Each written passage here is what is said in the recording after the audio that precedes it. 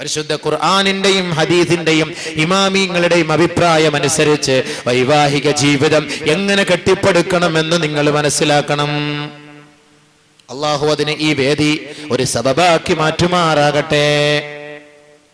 അതുകൊണ്ട് കുടുംബജീവിതത്തെ കുറിച്ച് അല്ലമീൻ സാധു സംരക്ഷണ സമിതി സംഘടിപ്പിച്ച ഈ പരിപാടി അൽഹംദുലില്ലാ അവർ പാവപ്പെട്ട സാധുക്കളായ പെൺകുട്ടികളെ വിവാഹം ചെയ്തു കൊടുക്കുക എന്ന ലക്ഷ്യബോധത്തോടും അതേപോലെ പാവപ്പെട്ട രോഗികളായ സഹോദരി സഹോദരന്മാരെ സഹായിക്കുക എന്ന ലക്ഷ്യത്തോടും നിർധനരായ വിദ്യാർത്ഥിനികൾക്ക് പഠനോപകരണങ്ങൾ നൽകുക എന്ന സദുദ്ധമത്തോടു കൂടിയും തുടക്കം കുറിച്ച ഒരു സംഘടനയാണ് അൽ അമീൻ. 7 വർഷങ്ങൾക്ക് മുമ്പ് നടത്തിയ പരിപാടിയാണ് അതിനുശേഷം ഇപ്പോഴാണ് നടത്തുന്നത്.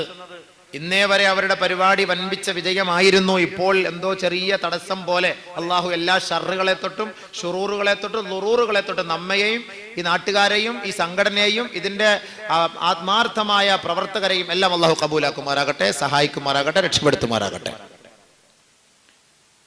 ബഹുമാനമുള്ള മുഅ്മിനീങ്ങളെ, അതുകൊണ്ട് ഈ സംഘടന നിങ്ങൾക്ക് നൽകുന്ന ഉപദേശം പല പണ്ഡിതന്മാരെയും ഉൾക്കൊള്ളിച്ചുകൊണ്ട് ദീനിന്റെ വശങ്ങളാണ് നിങ്ങളുടെ മുന്നിൽ ചർച്ച ചെയ്യപ്പെടുന്നത്. അതല്ലാതെ ഇവിടെ ഒരു സംഘടന രൂപീകരിച്ച് ഐക്യത്തോടും സാഹോദര്യത്തോടും താമസിക്കുന്ന മുസ്ലിം സമുദായത്തെ ഭിന്നിപ്പിച്ച് രണ്ടാക്കി രണ്ടാലൊരു മദ്ഹബ് ഉണ്ടാക്കി അവർക്കിടയിൽ ഒരു ശുദ്രത വളർത്തിയിട്ട് പോകലല്ല ഈ ഒരു സംഘടനയുടെ ലക്ഷ്യം. ഈ വിനീതൻ കരുനാഗപ്പള്ളി പള്ളിയിൽ ജോലി ചെയ്യുമ്പോഴും ഇതേ സദസ്സിൽ, പക്ഷേ ഇത് തെക്കോട്ട് അത് വടക്കോട്ടായിരുന്നു ഒരു പ്രഭാഷണത്തിന് ഇവിടെ വന്നിട്ടുള്ളതാണ്. അത് ഈ സംഘടനയാണോ എന്നറിയില്ല, ഏതോ ഒരു സംഘടന അങ്ങനെ ഇവിടെ ഒരു പ്രഭാഷണം നടത്തിയതാണ്. ഇപ്പം വർഷങ്ങൾ കുറേ ആയി, അപ്പോഴേക്കും ആളുകൾക്കൊക്കെ ഓരോ ചിന്തകളൊക്കെ കുഴപ്പത്തിലായി. അങ്ങനെയൊക്കെ എന്തോ ഒക്കെ അങ്ങോട്ടും ഇങ്ങോട്ടും ഒക്കെ ഒരു ചായലും ഒക്കെ ഉണ്ടായി. ഖൈർ, അള്ളാഹു നല്ല ചിന്താ മണ്ഡലത്തിലേക്ക് നമ്മളെ കൊണ്ടെത്തിക്കട്ടെ. ഉറക്കെ പറഞ്ഞില്ലെങ്കിലും പതുക്കെങ്കിലും ആമീൻ പറയണം കേട്ടോ. ബഹുമാനമുള്ള സഹോദരങ്ങളെ, അതുകൊണ്ട് ഞാൻ കൂടുതലൊന്നും നീട്ടിപ്പരത്താതെ എൻ്റെ വിഷയത്തിലേക്ക് ഞാൻ കടക്കുകയാണ്. സമയം ദീർഘിച്ചു പോയി. 7 മണിക്ക് പ്രഭാഷണം വെച്ചിട്ട് 9 മണിക്കാണ്. കാലാവസ്ഥയും ഇവിടുത്തെ സാഹചര്യവും കണക്കിലെടുത്ത് 9 മണിക്ക് പരിപാടി തുടങ്ങുന്നു. അൽഹംദുലില്ലാ. അതുകൊണ്ട് 7 മണി എന്നുള്ളത് സംഘാടകർ വെച്ചതാണ്. സംഘാടകർ തീരുമാനിച്ച സമയത്ത് ഞങ്ങൾ ഇവിടെ എത്തുകയും ചെയ്തു.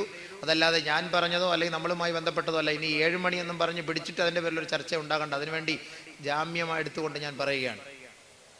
വൈവാഹിക ജീവിതത്തെ കുറിച്ച് ഇസ്ലാമിക മാനദണ്ഡം എന്താണ്? 2 ദിവസം ഇൻഷാ അള്ളാഹ് നിങ്ങളുടെ മുന്നിൽ, 2-3 ദിവസം കൊണ്ട് നമുക്ക് ഈ കുടുംബജീവിതത്തെ കുറിച്ച് പൂർണ്ണമായി പറയാൻ കഴിയില്ല, ഭാഗികമായിട്ട് എങ്കിലും മർമ്മപ്രധാനമായ ഭാഗങ്ങളൊക്കെ എടുത്ത് ടച്ച് ചെയ്തുകൊണ്ട് നമുക്കത് ചർച്ച ചെയ്ത് ദുആ ചെയ്ത് പിരിയാം. അതുകൊണ്ട് 2 ദിവസം നിർബന്ധമായി നിങ്ങൾ വരണം ഇൻഷാ അള്ളാഹ്. ഓരോ കുടുംബക്കാരും മനസ്സിലാക്കേണ്ട കാര്യമാണ്, ഓരോ മുസ്ലിമും മനസ്സിലാക്കേണ്ട കാര്യമാണ്. ഒരു ചെറുപ്പക്കാരുടെ ഒരു കല്യാണം കഴിക്കാൻ പോകുമ്പോൾ ഇസ്ലാമിക ജീവിത വ്യവസ്ഥ എന്തെന്ന് മനസ്സിലാകാതെ പഠിക്കാതെ അവൻ കല്യാണം കഴിക്കാൻ പോയതാണ്. കുടുംബത്തിലാകെ പ്രശ്നങ്ങളും ഭാര്യയോടുള്ള ഉത്തരവാദിത്തം മനസ്സിലാകാതെ വന്നതും ഭാര്യയോടുള്ള ഉത്തരവാദിത്ത കുറവും ഇത്യാദി കാര്യങ്ങളുടെ പേരിൽ ആകെ പ്രശ്നങ്ങൾ കൊണ്ട്, സങ്കീർണമായ പ്രശ്നങ്ങൾ കൊണ്ട്, വേവലാതിയും ആവലാതിയും കൊണ്ട് അവൻ നെടുവീർപ്പിറക്കുമ്പോൾ ബഹുമാനമുള്ളവരെ, പ്രാഥമികമായിട്ട് മനസ്സിലാക്കേണ്ട വിഷയമാണ്. വൈവാഹിക ജീവിതത്തിലേക്ക് കടക്കുന്നതിന് മുമ്പ് ഇത്യാദി കാര്യങ്ങൾ ഇസ്ലാമിന്റെ വീക്ഷണം എന്താണ് എന്നത് മനസ്സിലാക്കിയിരിക്കുക. ഇനി വിവാഹം കഴിച്ചവർ ഇനി എന്ത് ചെയ്യണം? വിവാഹം കഴിച്ചവർ അവരുടെ ഭാര്യമാരോടുള്ള കടപ്പാടറിയണം. ഭാര്യമാർക്ക് അവരുടെ ഭർത്താക്കന്മാരോടുള്ള കടപ്പാടറിയണം. ഭാര്യയുടെയും ഭർത്താവിന്റെയും ബന്ധത്തിലൂടെ അള്ളാഹു നിങ്ങൾക്ക് നൽകുന്ന സന്താന പരമ്പരകൾ ഈ ദുനിയാവിലും പ്രത്യുത ആഖിറത്തിലും നിങ്ങൾക്ക് ഗുണമുള്ള സന്താനങ്ങളാക്കി മാറ്റണം. അതിന് ഇസ്ലാം നമുക്ക് കൽപ്പിക്കുന്ന കൽപ്പനകൾ എന്താണ് എന്ന് മനസ്സിലാക്കണം. മാത്രമല്ല, നമ്മുടെ കല്യാണമേ ഇങ്ങനെ നടന്നു, ഇനി നമ്മുടെ സന്താനങ്ങളെയെങ്കിലും ഈ ഇസ്ലാമിക വ്യവസ്ഥ പ്രകാരം വിവാഹം കഴിച്ചു കൊടുക്കണമെന്ന ആഗ്രഹവും ആവേശവും ഈ സദസ്സിലിരിക്കുന്ന അല്ലെങ്കിൽ എന്റെ പ്രഭാഷണം ശ്രവിക്കുന്ന ഓരോരുത്തർക്കും ഉണ്ടാകണം. അള്ളാഹുവിന് തൗഫീഖ് നൽകുമാറാകട്ടെ. കല്യാണം എന്നൊക്കെ പറഞ്ഞാൽ കുറച്ച് പൈസയൊക്കെ കൊണ്ട് കൊടുത്ത് കുറെ ചാപ്പാട് പഠിച്ച് അവിടെ പെണ്ണിന്റെ മോന്ത നോക്കിയിട്ട് കൊള്ളാം, ചിലപ്പോ നോക്കും കൊള്ളൂല, അവന് യോജിച്ചതാണ്, അത് പറ്റാത്തതാണ്, അവന് വണ്ണം കൂടുതൽ, അവക്കിത്തിരി വണ്ണം കുറവ്, ഇവക്കിത്തിരി വണ്ണം കൂടുതൽ, അവൻ സ്ലിം, ഇങ്ങനെയൊക്കെ അഭിപ്രായം പറഞ്ഞു പോകുന്നതല്ലാതെ എന്താണ് വിവാഹം, എന്താണ് കല്യാണം, ആർക്കാണ് ഇത് യോജിച്ച കുഫു എന്ന് പറഞ്ഞാൽ എന്തൊക്കെയാണ് ഇത്യാദി കാര്യങ്ങളൊന്നും നമ്മുടെ ഉമ്മത്തിന് അറിയില്ല. നമ്മുടെ ഉമ്മത്ത് ആവശ്യമില്ലാത്ത ചർച്ചകൾ ഇങ്ങനെ ചെയ്ത് കാലങ്ങളും ദിനങ്ങളും സ്റ്റേജുകളും മൈക്കുകളും ഉപയോഗിച്ചുകൊണ്ടിരിക്കുകയാണ്. ഉമ്മത്ത് ഇവിടെ പിഴച്ചുകൊണ്ടിരിക്കുന്നു, വഴിപിഴച്ചുകൊണ്ടിരിക്കുന്നു. ഓരോ മുസ്ലിം സമുദായത്തിന്റെ മഹല്ലുകളുടെ കമ്മിറ്റി ഓഫീസുകൾ തുറന്നു നോക്കിയാൽ എത്രയെത്ര തൊലാഖിന്റെ അപേക്ഷകളാണ് കെട്ടിക്കിടക്കുന്നത്. കോടതിയുടെ വളപ്പിൽ പോയി നിങ്ങൾ നിന്ന് നോക്കി, കോടതിയിൽ പരിശോധിച്ചു നോക്കിയാലും തലയിൽ തട്ടമിട്ട പരദ ധരിച്ച ഫുൾ കൈ ധരിച്ച മുസ്ലിം സഹോദരിമാർ ഡിവോഴ്സിന് വേണ്ടി, അതായത് കുടുംബ ജീവിതം ഒഴിവാക്കാൻ വേണ്ടി, തൊലാഖിന് വേണ്ടി, കേസിന് വാദിക്കാൻ വേണ്ടി അവിടെ വന്ന് നിൽക്കുന്ന ദാരുണമായ അവസ്ഥ നമുക്ക് കാണാൻ കഴിയും. കേരളത്തിന്റെ ചരിത്രം പരിശോധിച്ചാൽ 70% വിവാഹമോചനത്തിന് വേണ്ടി കോടതിയിൽ കാത്തുകിടക്കുന്നത് മുസ്ലിം സമുദായത്തിൽപ്പെട്ട സ്ത്രീ പുരുഷന്മാരാണ്. അതേപോലെ ചെറിയ ചെറിയ പ്രശ്നത്തിന്റെ പേരിൽ, സ്ത്രീ പീഡനത്തിന്റെ പേരിൽ, സ്ത്രീധന പീഡനത്തിന്റെ പേരിൽ ഭാര്യ ഒരു ധ്രുവത്തിൽ, ഭർത്താവ് ഒരു ധ്രുവത്തിൽ, അവർക്കുണ്ടായ സന്താനങ്ങൾ വഴിയാധാരമായി അങ്ങോട്ടും ഇങ്ങോട്ടും നിലവിളിച്ച് ഉപ്പ, ഉമ്മിച്ചി, ഉപ്പിച്ചി എന്നൊക്കെ നിലവിളിച്ച് നടക്കുന്നു. ഉപ്പയെയും ഉമ്മയെയും ഒരേ കുടക്കീഴിൽ കാണാൻ പറ്റാത്ത ഒരു ദുരവസ്ഥയും ഇന്ന് നമ്മുടെ നാട്ടിൽ നടക്കുന്നുണ്ട് എങ്കിൽ ഇതിന്റെയൊക്കെ പിന്നിൽ പ്രവർത്തിച്ച ശക്തി എന്ത് എന്ന് മുസ്ലിം സമുദായം മനസ്സിലാക്കണം. കല്യാണം കല്യാണം എന്നൊക്കെ പറഞ്ഞിട്ട് കുറെ ബിരിയാണി അടിച്ചിട്ട് ചെറുക്കന്റെയും പെണ്ണിന്റെയും കൈക്ക് പിടിച്ച് ആശംസിച്ച് ഇറങ്ങി വരല്ലതല്ല കല്യാണം. കല്യാണത്തിന് മുമ്പേ, പെണ്ണ് കാണുന്നതിന് മുമ്പേ, ആലോചിക്കുന്നതിന് മുമ്പേ, ഒരു പെണ്ണിനെ കെട്ടാൻ തീരുമാനം എടുക്കുന്നതിന് മുമ്പേ നീ മുതിർന്ന വ്യക്തികളുമായി, ഇതുമായി ബന്ധപ്പെട്ട പരിചയ സമ്പന്നരുമായി, ആലിമീങ്ങളുമായി, മുത്തഖീങ്ങളുമായി, സ്വാലിഹീങ്ങളുമായി നിനക്കൊരു മുഷാവറ, ഒരു ആലോചന നിനക്ക് അത്യന്താപേക്ഷിതമാണ്. അതല്ലാതെ ചുമ്മാ കുറെ വീട്, കുറെ സമ്പത്ത്, കുറെ സ്വർണം, ഒരു വണ്ടി, പെണ്ണിന്റെ മോന്ത, ഇതെല്ലാം കൂടെ കാണുമ്പോഴത്തേക്ക് ഇവൻ അങ്ങോട്ട് മയങ്ങി അങ്ങോട്ട് കെട്ടിച്ചു കൊടുക്കലല്ല വേണ്ടത്. ഇസ്ലാം പെണ്ണ് കാണുന്ന ചടങ്ങ് മുതൽ പ്രസവിച്ച് കുഞ്ഞിനെ എത്ര വർഷം വരെ പോറ്റണമെന്നും ആ കുട്ടിയോടുള്ള ഉത്തരവാദിത്വം എന്തെന്ന് പറയാൻ ഇസ്ലാം നമുക്ക് പഠിപ്പിച്ച് മനസ്സിലാക്കി തരുന്നു. അത് പഠിക്കേണ്ട ബാധ്യത ഓരോ മുസ്ലിം സമുദായത്തിന്റെയും ഉത്തരവാദിത്തമാണ്, ഫർള് ഐനായ കാര്യമാണ്, പഠിക്കണം. അതുകൊണ്ട് ബഹുമാനമുള്ള സഹോദരങ്ങളെ, വൈവാഹിക ജീവിതത്തെ സംബന്ധിച്ച് തുടക്കം മുതൽ നമുക്ക് ചർച്ച ചെയ്യാം.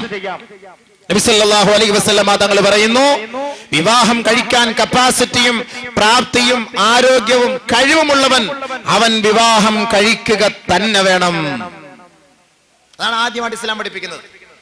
കല്യാണം കഴിക്കാതെ ഇങ്ങനെ മുതുമുത്തച്ഛൻ ആവുന്നത് വരെ ഇങ്ങനെ അങ്ങോട്ട് നടക്കും, കല്യാണം കഴിക്കൂല. എന്തേ കല്യാണം കഴിക്കാത്തതെന്ന് ചോദിച്ചാൽ സമയമില്ല, ജോലി കിട്ടട്ടെ. 35 വയസ്സായവനാണ് ചോദിക്കുന്നത് വിവാഹം കഴിക്കാത്ത എന്ത്, സമയമായിട്ടില്ല. എപ്പോഴാ ഇനി സമയാവുക? അവന്റെ നട്ടലിൽ തുരുമ്പ് കയറുമ്പോഴായിരിക്കും ഇനി സമയാവുക. ഇനി എപ്പോഴാ സമയാവുന്നത്? ഒരു പെണ്ണിനെ പോറ്റുക എന്ന് പറഞ്ഞാൽ എന്താ? ഒരുപാട് കാശിട്ട് വാരി കൊടുക്കലാണോ അതിന്റെ അർത്ഥം? ഇന്നത്തെ കാലഘട്ടത്തെ അപേക്ഷിച്ചിടത്തോളം പെണ്ണിനെ സംരക്ഷിക്കാനും പെണ്ണിന് ജീവനാംശം നൽകാനും പെണ്ണിന്റെ വാപ്പ തന്നെയാണ് നിനക്ക് പൈസ തരുന്നത്. പിന്നെന്തേ നിനക്ക് ഇത്ര ബുദ്ധിമുട്ട് പെണ്ണ് കെട്ടാൻ? നേരത്തെയൊക്കെ ആണെങ്കിൽ, പണ്ടൊക്കെ ആണെങ്കിൽ നമുക്ക് പറയാമായിരുന്നു മഹർ മഹർ. ഇപ്പൊ മഹർ പേരിന് എത്ര മഹർ എന്ന് ചോദിച്ചാല് അത് നിങ്ങളുടെ ഇഷ്ടത്തിന് എഴുതിക്കോ. നമ്മടുത്ത് പറയാ എത്ര മോനെ മഹർ, അത് ഉസ്താദിന്റെ ഇഷ്ടത്തിന് പറ. അപ്പൊ ഞാൻ പറയും ഞങ്ങൾ പെണ്ണ് കെട്ടിയതാ, ഇനിയിപ്പോ ഞാൻ എന്റെ ഇഷ്ടത്തിന് മഹർ പറഞ്ഞാൽ നീ കെട്ടാൻ വന്ന കൊച്ചിനെ ഞാൻ കെട്ടേണ്ടി വരും. കാരണം നീയല്ലേ മഹർ പറയേണ്ടത്. അപ്പൊ മഹർ പറയാനെടുക്കാനും അതിന് പോലും കപ്പാസിറ്റിയും കഴിവും ഇല്ലാത്ത ഒരു അവസ്ഥയിലേക്ക് എത്തിയിരിക്കുകയാണ്. മഹർ കൊടുക്കുന്നത് ആരാ? പെണ്ണിന്റെ വാപ്പയാണ്. കാലം തിരിഞ്ഞു പോയി. അതിന് അച്ചാരോ എന്ന് പറഞ്ഞ് ബാഗിനകത്ത് കുറച്ച് പൈസ എല്ലാം കൊണ്ട് അങ്ങോട്ട് കൊടുത്തിട്ട് ഉസ്താദന്മാരെ ഇരുത്തി അതും ഒരു സാക്ഷി, അൽ ഫാത്തിഹ അച്ചാരം. എന്നിട്ട് ഈ പൈസ എടുത്തുകൊണ്ടുപോയി താലി വാങ്ങി, മഹർ വാങ്ങി പെണ്ണിന്റെ കഴുത്തി കൊണ്ടുപോയി കെട്ടുക. അപ്പൊ ഇവന് ഒരു വീടുണ്ടോ? ഇവനൊരു സ്ഥാനമുണ്ടോ? ഇവന് സമ്പാദിക്കാൻ വല്ല പൈസ ഉണ്ടോ? ഇവന് ഈ പെണ്ണിനെ പോറ്റാൻ വല്ല കഴിയോ? ഒന്നും കഴിയില്ല. ഇവനാണ് ഈ പെണ്ണിന്റെ തന്ത കല്യാണം കഴിച്ചു കൊടുക്കുന്നത്. കല്യാണ ചെലവ്, അതിന്റെ പേര് കല്യാണ ചെലവ്. അങ്ങോട്ട് ഒരു ബാഗില്, അതിനകത്ത് ഉസ്താദന്മാരെ സാക്ഷി. കാരണം ഇടി കിട്ടണ്ടായ നാളെ. കഴിവില്ലാത്തവൻ പെണ്ണ് കെട്ടണ്ട, കഴിവില്ലാത്തവൻ പെണ്ണ് കെട്ടണ്ട. അല്ലെങ്കിൽ നിനക്ക് അല്ലാഹുവിൽ വിശ്വാസമുണ്ടോ? ഒരു പെണ്ണിനെ കെട്ടുന്നതിന് പരിശുദ്ധ ഇസ്ലാം പഠിപ്പിക്കുന്ന മാനദണ്ഡം എന്നത് മനസ്സിലാക്ക്. നീ വാരിക്കോരിയൊന്നും കൊടുക്കുകയൊന്നും വേണ്ട ഒരു പെണ്ണിനെ കെട്ടാൻ. ബഹുമാനപ്പെട്ട പ്രവാചകൻ ആയത്ത് പഠിപ്പിച്ചു കൊടുക്കാൻ കഴിയുമെങ്കിൽ, ഒരു വിവാഹം കഴിച്ചു കൊടുക്കാൻ അള്ളാന്റെ റസൂല് തയ്യാറായെങ്കിൽ, സമുദായമേ ഇന്ന് നമ്മൾ എത്ര പൈസയാണ് വെറുതെ നഷ്ടപ്പെടുത്തി കളയുന്നത്. ഒരു സഹോദരന്റെയോ ഒരു സഹോദരിയുടെയോ ഒരു ദിവസത്തെ ചരിത്രം എടുത്ത് പരിശോധിച്ചാൽ, ഒരു ദിവസത്തെ അവരുടെ വ്യയത്തെ കുറിച്ചൊന്ന് മനസ്സിലാക്കിയാൽ, ദുർവ്യയത്തെ കുറിച്ചൊന്ന് പഠിച്ചാൽ എത്ര രൂപയാണ് ഒരു ദിവസം അവർ ദുർവ്യയം ചെയ്യുന്നത്? ഇങ്ങനെ കണക്ക് കൂട്ടുവിൻ സഹോദര. 10ാം ക്ലാസ്സിൽ പഠിക്കുന്ന ചെറുപ്പക്കാരന്റെ പോക്കറ്റിൽ 2 മൊബൈലോ അതല്ലെങ്കിൽ ഡുവൽ സിം ഉള്ള മൊബൈലും ഉണ്ടെങ്കിൽ 2 മൊബൈലും ഉണ്ടെങ്കിൽ മാസങ്ങളോളം 100 കണക്കിന് രൂപ അവൻ മൊബൈൽ റീചാർജിന് വേണ്ടി വേണം. അങ്ങനെ 10ാം ക്ലാസ് മുതൽ അവൻ വീണ്ടും 10 വർഷം കൂടെ പഠിച്ച് അവൻ 10-28 വയസ്സാകുന്നത് വരെ അവന്റെ അനാവശ്യമായ ചെലവ് ദൂർത്ത് പരിശോധിച്ചു നോക്കിയാൽ 10,000-കണക്കിന് ലക്ഷക്കണക്കിന് രൂപയാണ്. അത് ഓരോരുത്തരുടെയും കപ്പാസിറ്റി അനുസരിച്ച്. ചെറ്റക്കുടലിൽ കിടക്കുന്ന സഹോദരന്റെയോ സഹോദരിയുടെ വീട്ടിൽ പോയാൽ ആണിനും അവിടുത്തെ ആളിനും എണ്ണത്തിനനുസരിച്ചല്ലേ മൊബൈല്. തലയിലൊരു മൊബൈല്, അടുക്കളയിലൊരു മൊബൈല്, ബെഡ്റൂമിലൊരു മൊബൈല്, സിറ്റ് ഔട്ടിലൊരു മൊബൈല്, നടക്കുമ്പോ മൊബൈല്, ബാത്റൂമില് മൊബൈല്. വീടോ ചോരുന്ന വീട്, ചെറ്റക്കുടല്. ഇവർക്ക് പൈസ ഇല്ല എന്ന് പറയാൻ കഴിയുമോ? ഏത് പെട്ടിക്കടയിൽ പോയാലും ഏത് മൊബൈൽ കമ്പനിക്കാരന്റെയും റീചാർജ് കൂപ്പൺ സുലഭമായി ലഭിക്കുന്നു. പണ്ട് എവിടെയോ പോണമെന്ന് റീചാർജ് ചെയ്യണമെങ്കിൽ കോൾ ഇങ്ങോട്ട് വന്നാലും കാശ്, അങ്ങോട്ട് വന്നാലും കാശ്. ഇപ്പോ മിനിറ്റിന് സെക്കൻഡിന് 1 പൈസ ആയ ഈ കാലഘട്ടത്തിൽ കണക്ക് കൂട്ടി നോക്കി വെറുതെ ഒരു പെണ്ണിനെ വിളിച്ച് സ്വറ പറയുന്നതിനും സംസാരിക്കുന്നതിനും വെറുതെ രസാനുഭൂതിയിൽ പങ്കെടുക്കുന്നതിനും 10ാം ക്ലാസിന്റെ പടിവാതിൽക്കൽ കാലി ചവിട്ടിയ ചെറുപ്പക്കാരൻ മുതൽ സഹോദരിമാരടക്കം ുള്ളവർ കണക്ക് കൂട്ടി നോക്കട്ടെ എത്ര പൈസയാണ് ദുർവ്യയം ചെയ്ത് കളയുന്നത്. എന്നിട്ട് കല്യാണം കഴിക്കുന്ന കാര്യം പറയുമ്പോൾ സമയമായിട്ടില്ല, പൈസ ഇല്ല, സമയമായിട്ടില്ല, പൈസ ഇല്ല. ഏറ്റവും വലിയ തെറ്റ്. നാളെ അള്ളാന്റെ മുന്നിൽ സമാധാനം വരണം ഈ പൈസക്കൊക്കെ. അനാവശ്യമായി നിങ്ങൾ ചെലവ് ചെയ്യുന്ന ഈ പൈസയുണ്ടല്ലോ, ഒരു പെണ്ണിന്റെ സംസാരം കേൾക്കാൻ, അവളുടെ കൊഞ്ചല് കേൾക്കാൻ നീ ചെലവ് ചെയ്യുന്ന ഈ പൈസയുണ്ടല്ലോ, ഈ പൈസക്കെല്ലാം നീ അള്ളാഹുവിന്റെ മുന്നിൽ സമാധാനം പറയേണ്ടി വരും. പറയാതെ കണ്ട് ആദമിന്റെ മോനെ നിന്റെ ഒരു കാല് പോലും ചലിപ്പിക്കാൻ കഴിയില്ല.